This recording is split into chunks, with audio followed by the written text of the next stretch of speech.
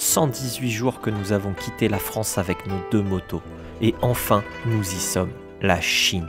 Mais avant de te raconter ce voyage, il faut que je te parle de la route qui nous a menés jusqu'à la frontière. Allez, on repart de Katmandou là, parce que ça y est, on a eu nos visas, donc c'est direction la Chine. Et on va rentrer par la Chine, par le Tibet, et ça c'est cool.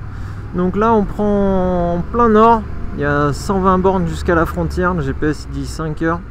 Il y a des locaux, ils disent 7 heures, voire 10 heures. Ouais, on va pas mettre 10 heures, j'espère pas. Voilà, en tout cas Katmandou, super ville, gros coup de cœur, hein. Vraiment une ville chill, fait du bien de se poser. Bon, on a été obligé de se poser parce qu'on a été obligé d'attendre pour les visas. Et non, on a bien profité, on a vraiment bien profité. Et on va rentrer par le Tibet. Et donc on a vu hier, on sera 4, sont 2 Suisses qui ont pas un van aménagé, on va dire un Toyota avec une voiture aménagée. On verra ça un peu mieux quand on la verra en vrai. Mais voilà, on les a vus vite fait, elles ont l'air très sympas. Je sais pas trop quel âge elles ont. Voilà, en tout cas ça va être cool. Bon, j'ai décidé que ça allait être cool, donc ça va être cool. À ce moment-là de la journée, j'étais perdu dans mes pensées, bien trop excité à l'idée d'aller en Chine pour réaliser que ce qui comptait vraiment, c'était l'instant présent. Cette route magnifique qui s'étendait sous nos roues. Magnifique, pas seulement par la beauté des paysages qui s'étiraient à perte de vue, mais surtout par ce revêtement parfait, un vrai billard. C'est toujours comme ça, hein. On se rend compte de la valeur des choses qu'une fois qu'elles ont disparu. Alors merde, autant en profiter tant qu'il est encore temps, parce que les locaux avaient raison de nous mettre en garde, ça ne va pas durer.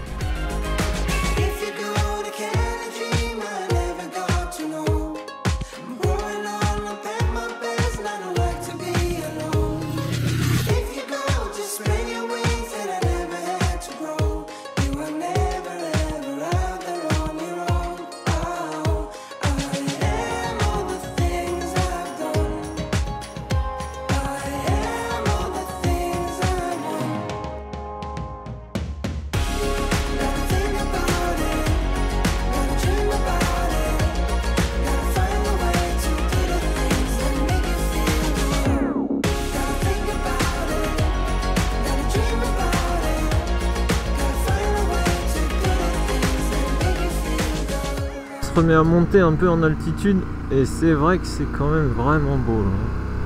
Putain.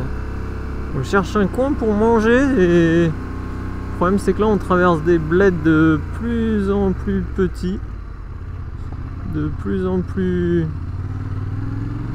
on va dire vraiment rustiques. Des vaches, des poules, ça il y en a, mais des trucs pour manger, même des momos frits, peut-être ça là, non. Non, fermé. Ah, on trouve pas les petites stations là, les petites aires d'autoroute népalaises au bord de la route là. Une petite guérite comme ça. Et pourtant on est sur une route, on est sur la route qui mène à la frontière avec la Chine. Mais c'est pas une route très empruntée, ni très fréquentée. Peut-être pour ça. On finira quand même par trouver un petit boui-boui en bord de route, histoire de manger un bout et s'hydrater. Et puis tu sais quoi, aujourd'hui c'est l'anniversaire de Mathilde. Une parfaite occasion pour souffler un peu avant d'attaquer la suite. Qu'est-ce qu'on fête? Mon anniversaire. Ouais.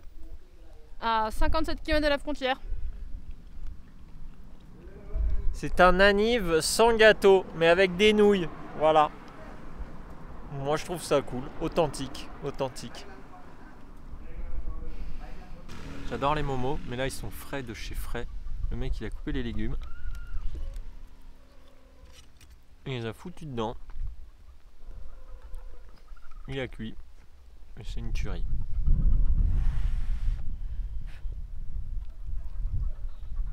Du chou. Du chou. Il y a encore du chou. Je sais toujours pas bien quelle est la différence entre un momo et une raviole chinoise, mais on demandera de l'autre côté de la frontière. En sachant que les momos c'est tibétain normalement. Mais bon. It's very good. For my momo. Very good. Good. Yes. Thank you. It's her birthday today. Today birthday? Yes, today birthday. Danma Oh, Dinko Subakamana. Ah. Happy birthday. Happy Happy birthday birthday. on Happy Nepali. birthday. Same. Happy birthday and जन्मदिनको शुभकामना Nepali. Perfect. No, delicious. No, this is aeration. Air condition. Air condition. But you have something mobile or Mobile here and but aeration. be careful. Dhanyavad. Yes. China is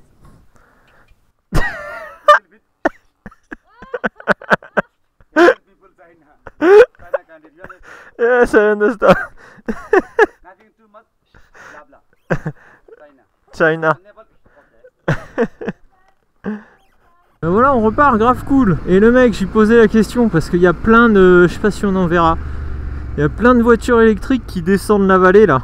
Des voitures Be Your Dream là. BYD. En fait, il disait que bah, c'est les Chinois, ils les importent par cette route. Donc t'as plein de mecs qui roulent. Je vais essayer d'en filmer une.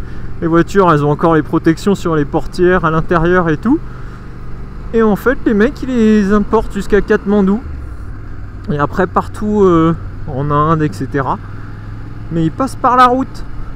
Par cette route, il dit il y en a entre 50 et 100 qui passent par jour, tous les jours. D'un côté, je vois pas un camion passer là. C'est les camions plateaux là, avec 20 voitures dessus. Donc elles descendent par la route. Je vais essayer d'en montrer une ou deux. À peine reparti, on tombe sur un contrôle militaire qui se passe sans encombre. Ce checkpoint, c'est pas juste un arrêt de routine et un contrôle des passeports. Ce checkpoint, c'est un vrai point de rupture. À partir de maintenant, fini la route asphaltée et roulante. Désormais, on roule comme suspendu au-dessus du vide, sur une piste qui serpente à flanc de montagne.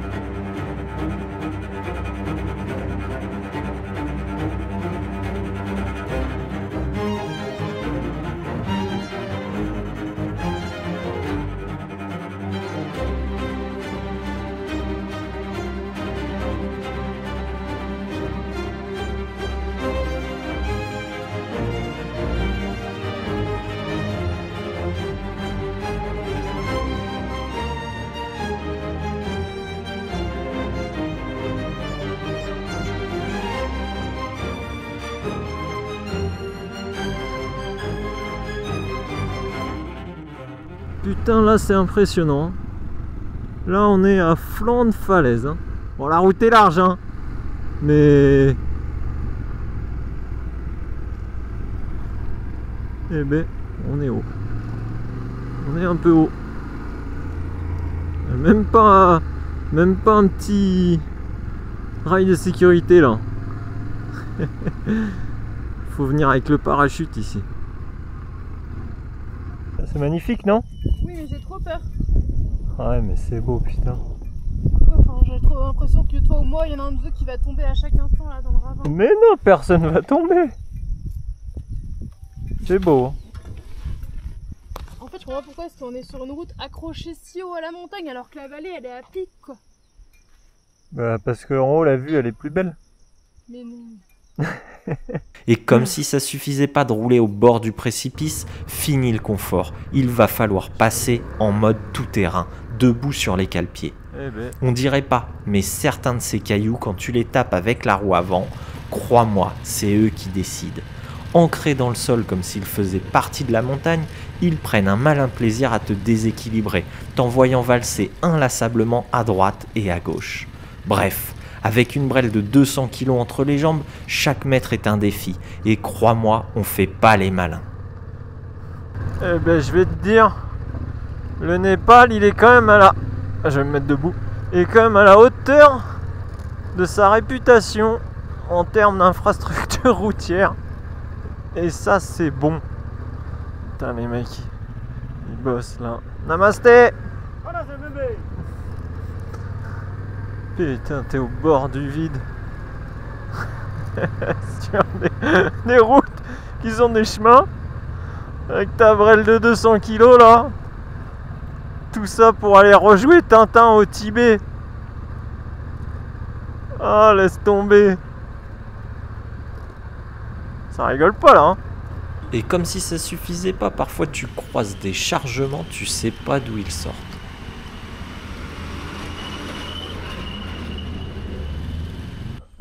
Dinguerie, non?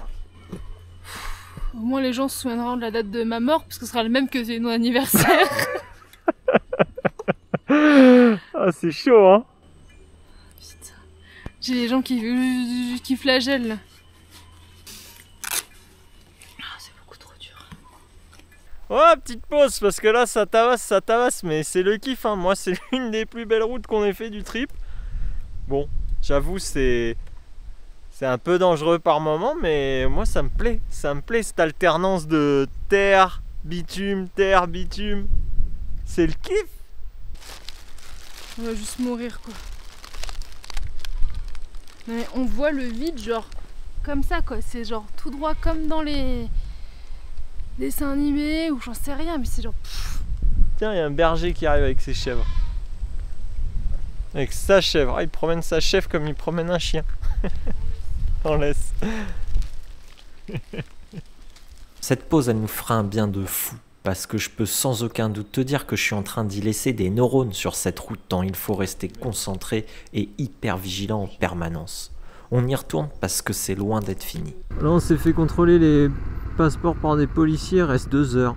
Ils nous ont dit la route est très mauvaise.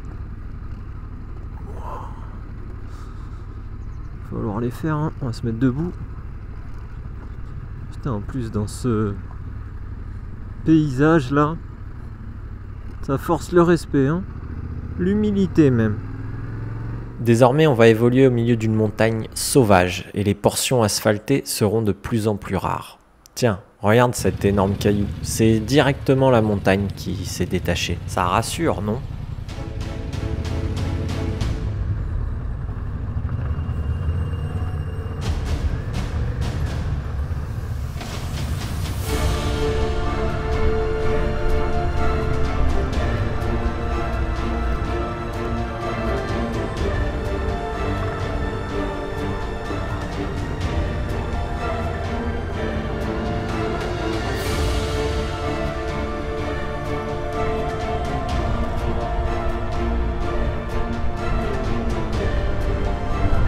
Putain, la route, elle est vraiment pourrie, hein.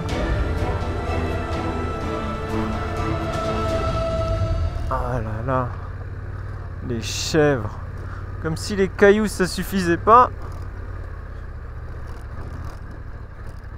Faut faire sans écraser une chèvre. Et les biquettes. Elle est jolie, elle. Je vais passer. Attention. Mais qu'est-ce que je fous là? Oui, c'est magnifique. Oui, les paysages sont incroyables. Mais à plusieurs reprises, je me suis demandé si j'étais sur la bonne route. C'est vraiment la Chine au bout de ce chemin défoncé? Parce qu'ici, rien n'indique qu'une frontière approche. Le seul indice, ce sont les fameuses voitures électriques de plus en plus nombreuses. Hormis ça, toujours aucun signe de la frontière. Tiens, regarde, encore une. Ça, c'est les voitures. Non, mais ils passent vraiment la frontière là avec les voitures qui sortent d'usine. Parce que ça, c'est les protections encore. C'est le film protecteur. Ah, mais c'est ça les exportations selon la Chine là. C'est des NETA. Tu vois, à l'intérieur, il y a tous les plastiques sur les sièges et tout. T'achètes une voiture neuve, Elec, ici, elle a pas beaucoup de kilomètres, mais bon. Elle a juste les suspensions déjà bien défoncées. De la poussière dans tous les filtres. Et voilà. Mais elle est neuve. Ça fait plus de 3 heures qu'on est là, debout sur les repose-pieds en permanence, à chercher une frontière qui semble ne jamais arriver. Moi, je suis rincé. Le soleil commence à disparaître derrière les montagnes, et Mathilde, je sais pas ce qu'elle a aujourd'hui, mais elle joue clairement contre moi. Aucune pause pipi, aucune pause pour s'hydrater. Elle borne comme une machine. Je pige pas, d'habitude c'est moi qui pousse, mais là c'est elle qui mène la cadence. Et quelle cadence putain, je l'ai rarement vue aussi déterminée. Elle est en forme. Putain, je sais pas ce qu'elle a bouffé là, c'est son anniv, mais... Je sais pas, elle a bu un verre de sans-plomb ce matin, parce que... Elle s'arrête pas quoi, elle tracte. On monte, j'ai soif. J'en ai plein les pattes. Ah, madame, elle veut qu'on avance. Bon, bah on avance. On avance, on avance. Et j'avoue qu'on a quand même un petit rythme avec des motos chargées dans ce putain de bordel là. Eh oui. C'est donc en fin de journée qu'on arrivera rincé, mais tellement content à la ville frontalière. Bon alors Hugo, Exténué, fatigué, hein. Putain la route là c'est pas de la route hein. C'est pas des lol comme j'aime dire, j'adore cette expression, c'est pas des lol. Et franchement ça m'a tabassé, je m'y attendais pas. je sais pas quelle heure il est mais on a mis longtemps, on est parti à 10h30, on a un peu galéré à partir ce matin là, 2-3 trucs. Et là il doit être 18h30, donc c'était long. C'était long mais c'était cool, c'était très beau par contre, vraiment magnifique. Magnifique. Non, des routes extrêmement belles. On va faire la Chine avec 2 Suisses. Et alors elles, bon bah, évidemment c'est des Suisses, hein, donc elles sont déjà passées, elles ont déjà tout fait, elles sont parties bien à l'heure, pas comme nous. On va être les mauvais élèves du groupe. Là ça va être rigolo quoi, vraiment t'as l'esprit français, t'as l'esprit suisse, on va voir direct la différence. Et donc elles sont déjà en train d'attendre à la frontière pour demain matin. Donc elles vont devoir attendre les petits cancres de français. Mais elles ont l'air top et je pense que ça va être génial quoi. En plus elles ont l'air d'avoir un camion, non mais trop hâte de découvrir leur truc là. Elles ont le camion parfait des Van Lifer là, franchement, avec le toit qui se soulève et tout là. Oh là là, le camion qui fait rêver quoi. Bref, voilà. Les Suisses, des gens parfaits. Le lendemain matin, on arrive à l'heure à la frontière chinoise. Quand je repense à tout ce qu'on a traversé pour en arriver là, 118 jours sur la route, 15 000 km depuis Paris, des dizaines de frontières passées, des galères, des moments de doute, et maintenant, on va enfin pouvoir poser nos roues en Chine. Ça paraît irréel. Encore un pont, encore un tampon, et voilà, on y est.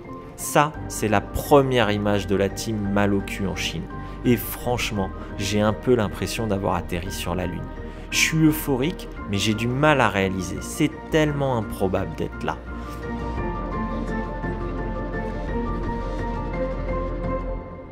À partir de maintenant, cette aventure, on va la vivre à 4, ou plutôt à 5. Parce que cette traversée de la Chine, on ne va pas la faire seule. Je te présente Françoise et Rosemary, 2 Suisses qui se connaissent depuis un bail. Elles étaient copines ensemble à l'école. Je ne ferai aucun commentaire sur leur âge, mais Rosemary, il lui a pas fallu bien longtemps avant de me balancer. À partir de maintenant, tu voyages avec maman. Bien envoyé. Mais surtout, ça donne direct le ton. Une bonne dose d'humour et un état d'esprit léger. Rosemary, elle est ultra positive et elle a ce petit côté espiègle qui met tout le monde à l'aise. Françoise, c'est une experte des traditions bouddhistes et hindouistes. Elle a déjà bien bourlingué dans les pays d'Asie. C'est une vraie baroudeuse. Calme et déterminée, le genre à avoir une solution à tout. Sa botte secrète, c'est sa cafetière. C'est le luxe. Ensemble, elles voyagent dans un vieux Toyota, dont je ne saurais pas trop dire si c'est un van, un fourgon ou un pick-up. Mais ce qui est sûr, c'est qu'il a du vécu. C'est leur cuisine, leur chambre, leur maison roulante, bref, elles y vivent et elles tracent leur route sans se poser de questions. Et puis il y a Jumpa, parce que pour traverser la Chine avec ton propre véhicule, t'as pas le choix, il faut un guide. Et nous, on est tombé sur Jumpa. Je sais pas si on a eu du bol ou si c'est toujours comme ça, mais le mec est ultra chill. Toujours souriant, toujours zen, il est là pour aider, pas pour fliquer. Tu veux prendre telle route? Vas-y. Tu préfères dormir ici ce soir? Aucun problème. Bref, rien à voir avec ce que l'on pourrait imaginer d'un voyage surveillé ou organisé. Lui, le mot d'ordre, c'est plutôt flexibilité. Voilà, à nous 5, on s'engage dans la traversée complète du sud au nord de la Chine. Une nouvelle équipe, une nouvelle aventure. On se met en route parce que moi j'ai envie de voir à quoi il ressemble ce bitume chinois.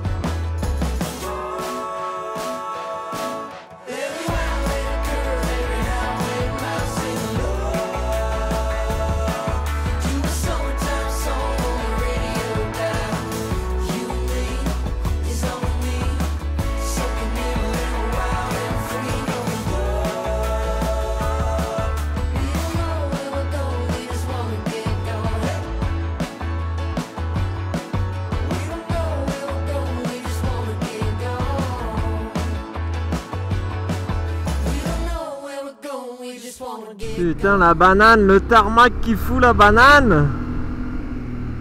Oh là là là là, oh là là là là, alors ça là, c'est gaz ma gueule, gaz, gaz, gaz. Oh. Oh là là, je suis à la maison là, on est dans les Alpes.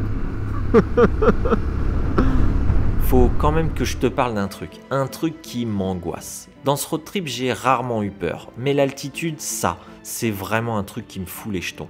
Parce que tu peux rien y faire, tu peux pas la maîtriser, tu peux pas anticiper comment ton corps va réagir.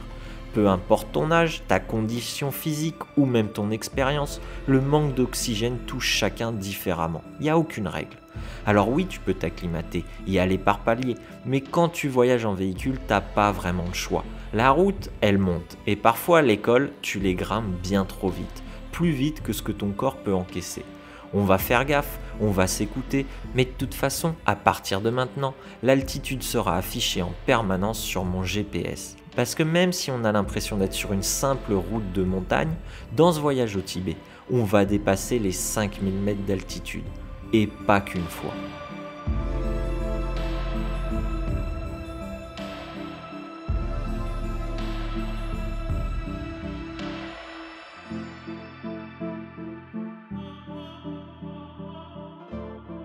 On est arrivé, on est en Chine, incroyable, grave content, Mathilde, grave dans le mal.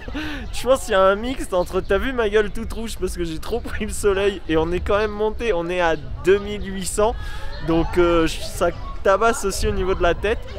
Il y a un mix de tout ça, mais je pense que Mathilde, vu les vomissements, et elle a pas été si au soleil que moi. Non, t'as pas vomi encore, mais t'as eu des relents assez forts. C'est que ça me tape mon cerveau, il veut sortir de ma tête là, j'en peux plus là. C'est vrai qu'on est monté assez vite, alors on le savait, hein. De toute façon t'as pas le choix, la frontière elle est à 1008 et là la première ville elle est à 2008 et ça monte, bah t'as vu la route, hein. En tout cas, grave content d'être en Chine et voilà, pour l'instant c'est une ville somme toute banale et après on ira un peu plus dans un truc nature. Allez, je vais essayer de te montrer ça.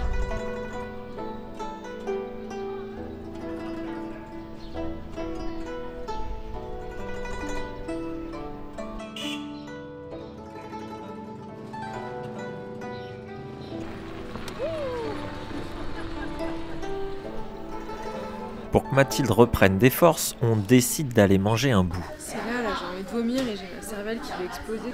Mathilde elle est dans le mal absolu. Et on est allé dans un resto chinois, c'est marrant, regarde le menu, on a pris là-haut, on a montré les images, parce qu'ici ils parlent pas du tout anglais par contre, ça c'est le pays quoi. Donc tu montres les images là et tu choisis. On est dans un truc typique. Je pense qu'ils sont surpris de nous voir. Non, mais là ils parlent fort et ils fument, j'ai juste encore plus la germe et ma...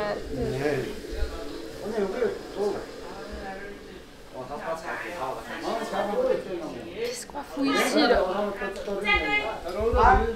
Comment il a fait Tintin pour aller chercher Chang dans les hauteurs comme ça, dans l'altitude?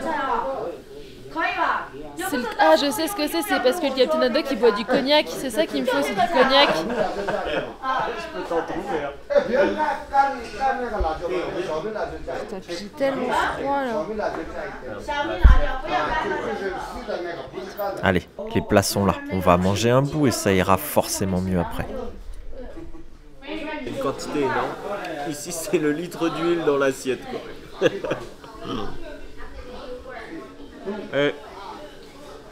Même McDo à côté c'est light. Mathilde, sans même toucher son assiette, elle prendra un KO à cause du mal des montagnes. Je viens de vomir sur le bord du trottoir, mon Doliprane, c'est ignoble. Mathilde elle a rempli la poubelle du resto et là elle vomit sur le trottoir. Parce que ouais. Pas une si grande aventurière que ça hein. Ah, c'est pire que d'être bourré, putain.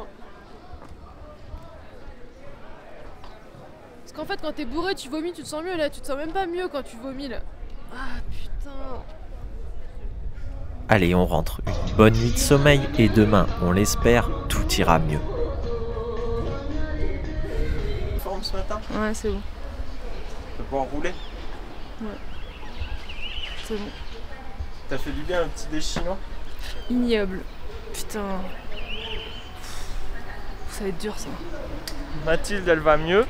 On va prendre la route direction, je sais pas où, mais direction le mont Kailash. Mont Kailash qui est un mont sacré. Donc là on va plonger au cœur du Tibet.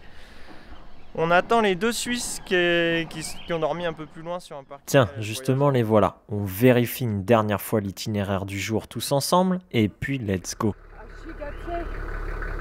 Pour première, parce que nous, on a besoin des plaques chinois. Ah oui, c'est vrai. Ça, ils ne peuvent que faire là-bas. Parce C'est vrai. qu'ici, à Guérande, ce centre n'est pas fini. On est jusque là pour après aller de l'autre côté. Ouais, c'est ça. D'accord. Ok, perfect, let's go. See you. Allez, on est parti. Les petits drapeaux chinois partout là. Et normalement, on devrait pas mal grimper. Oh putain, la bête, elle est énorme là. Hein. C'est un yak, hein. Petit yak. Y'a qu'ici que tu peux croiser des yaks en centre-ville et des voitures qui t'envoient de l'amour par les feux arrière. Allez, gaz. And I know the things I feel like they're my own. My wounds are sewn and ready to be more than just the me that I have known. To show I've grown. I could be the one that you look for. I could be right there with you if only you would show yourself. C'est marrant parce que tu vois vraiment 3109. Quasiment chaque fois que tu avances, tu gagnes 1 mètre. 3110. Ça redescend un peu. Bref, on est à 3100. Ah, ça monte hein, quand même, hein, petit à petit. Hein. 3122, 123, 124. Bon. Moi, je sais pas, je crois que j'ai déjà fait 3002 une fois, mais c'est tout. Hein. À pied. En moto, j'avais fait au-dessus de 2002, je crois. Plus on monte, plus le paysage se métamorphose. La végétation s'efface, laissant place à un décor brut, presque irréel. Désormais, on navigue entre un désert d'altitude et un canyon sculpté par le temps où la roche semble avoir été taillée par le vent et le froid. L'air devient sec, mordant, chaque inspiration est plus courte, plus légère, comme un rappel silencieux que l'oxygène se raréfie.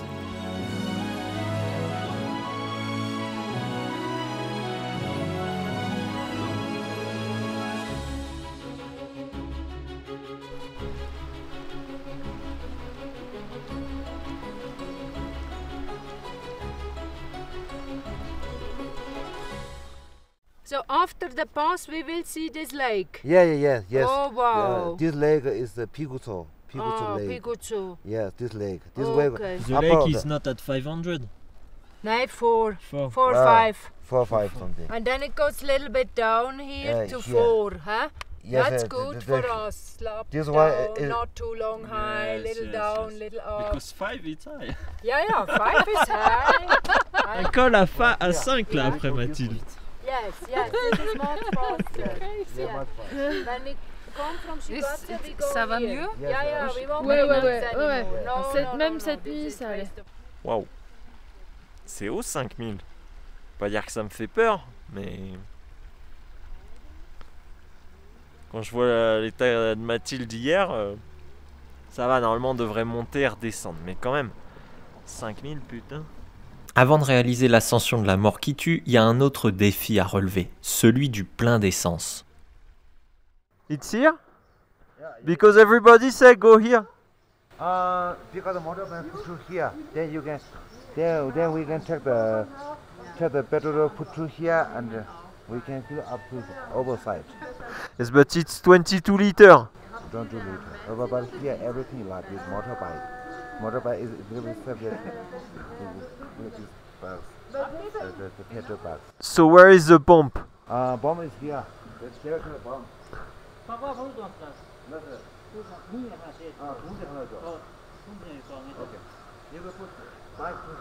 Je suppose que t'es comme moi, t'as rien compris. Laisse-moi t'expliquer. Avant d'arriver en Chine, je pensais que c'était Truffaut qui avait inventé l'arrosoir. Mais non, en fait cet outil millénaire, les Chinois ils l'utilisent pas pour arroser les géraniums. Ici, c'est l'outil officiel pour faire le plein des motos. Pourquoi ? Parce que les règles de sécurité sont ultra strictes. Ils ont eu tellement d'incendies à cause des trop-pleins qu'aujourd'hui, on n'a même plus le droit de se servir directement à la pompe. À la place, on nous parque dans un espace dédié à l'extérieur de la station. Là, un employé remplit un arrosoir avec l'essence et nous verse ça dans le réservoir. Bienvenue en Chine. Ici, on ne fait pas le plein, on arrose des moteurs.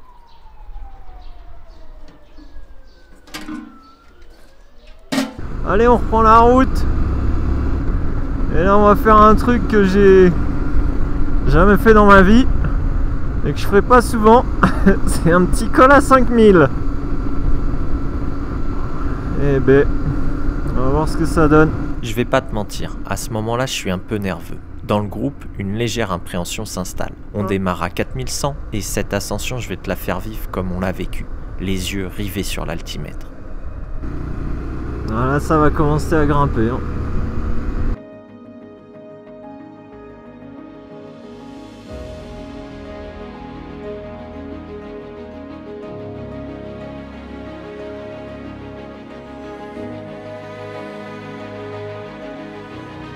On est quasiment à 4007.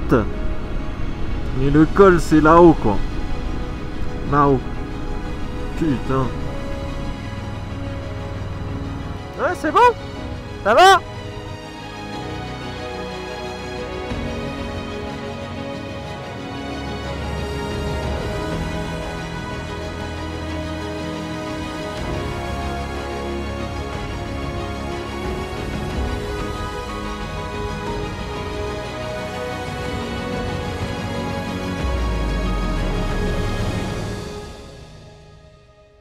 À ce moment-là, le GPS, il affiche 4999 mètres. Et tu sais quoi? On continue de grimper. Ça n'en finit pas.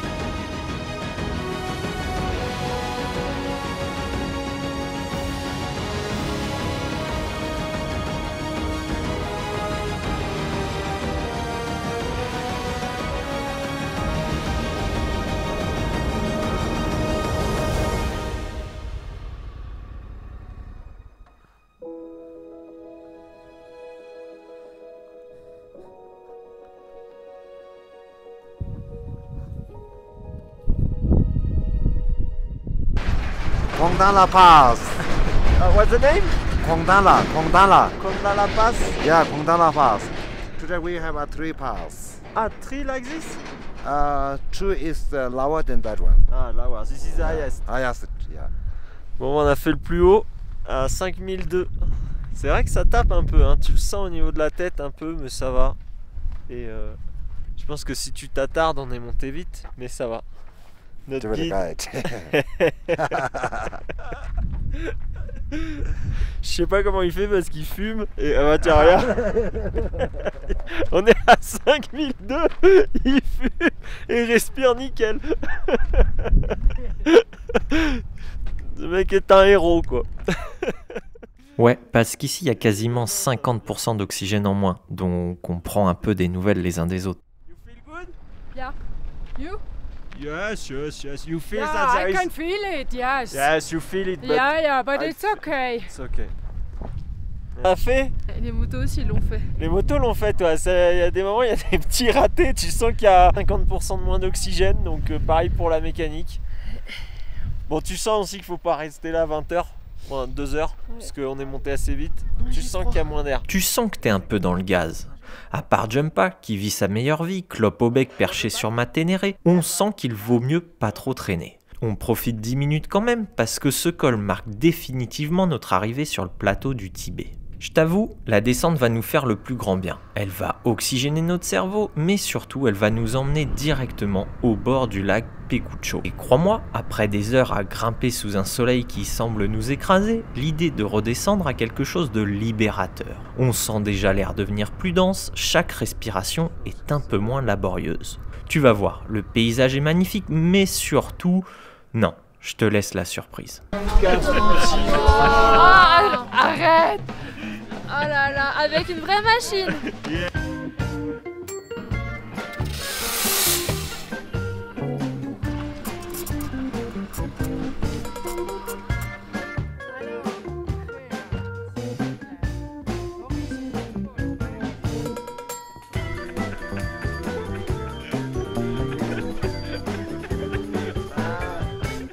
Le Tibet nous ouvre enfin ses portes, mais ce n'est que le début.